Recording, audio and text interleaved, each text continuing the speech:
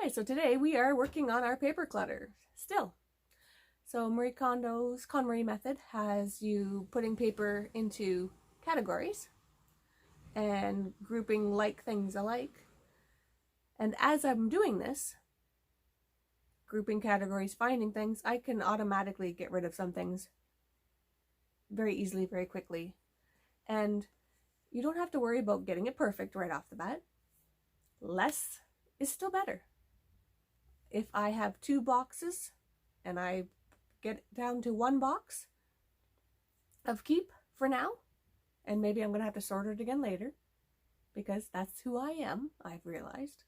But even cutting it down by a quarter, by a half, getting rid of a bunch of it is still progress. So see what you can do today. When working on paper clutter, always start with something easy. Never ever start with your sentimental items or things that you know will be difficult to declutter. If you have anxiety about decluttering some papers, there are some ways to get started that will make a large difference in your clutter, in your mess. Easy first step is manuals and warranties and instruction books and extra papers that come with purchases. Something from my toothbrush. It's 10 years old. I kept it, couldn't get rid of it. You know, what if? And a lot of people say go online, get rid of everything, just go online if you need it, because chances are you very rarely you will need it. But I'm not quite comfortable with that step yet. What I did was I looked through it, and I live in a country that speaks English. I speak English.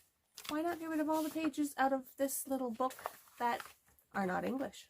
I cut down this amount of space that the manuals and warranties and all the paperwork takes by just getting rid of everything that was not my language.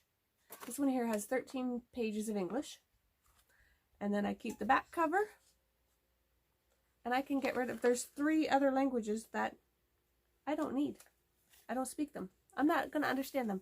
I'm not going to use a manual to learn them. So it's time. They can go. Paper I don't need in my house, and it can just be recycled. Other areas were magazines that I said I was going to read, and I didn't. If there was 1 page out of it or 2 pages out of it that I found interesting and I thought I would read them, go through them. Just tear out that page or take a picture of it or go online to look for it. You can cut down a whole lot of paper just that way. I went through a pile of receipts. I went through a pile of things that mean nothing to me and that really don't hurt my feelings if I lose them or get rid of them. A lot of stuff I didn't even know I had there still. Get rid of any old phone books or product books or anything that really is useless. Make it easy on yourself and just get rid of things that you can let go of easily. Just give you a good start to get you going and to get into the practice of letting go or getting rid of, and to give you the insight of what you should no longer be taking into your house.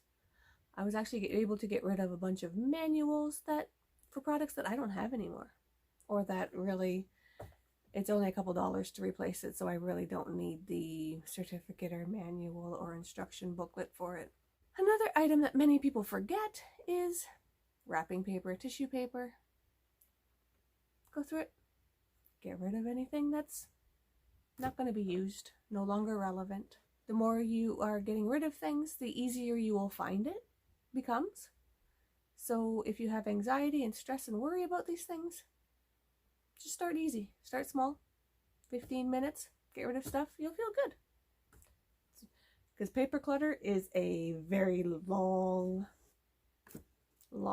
process. So before you can micro-organize your papers, make sure that you are just separating into piles of like items and sorting through and decluttering. And then that will reduce the amount of stuff you have, which will make it easier to organize later. But first, declutter.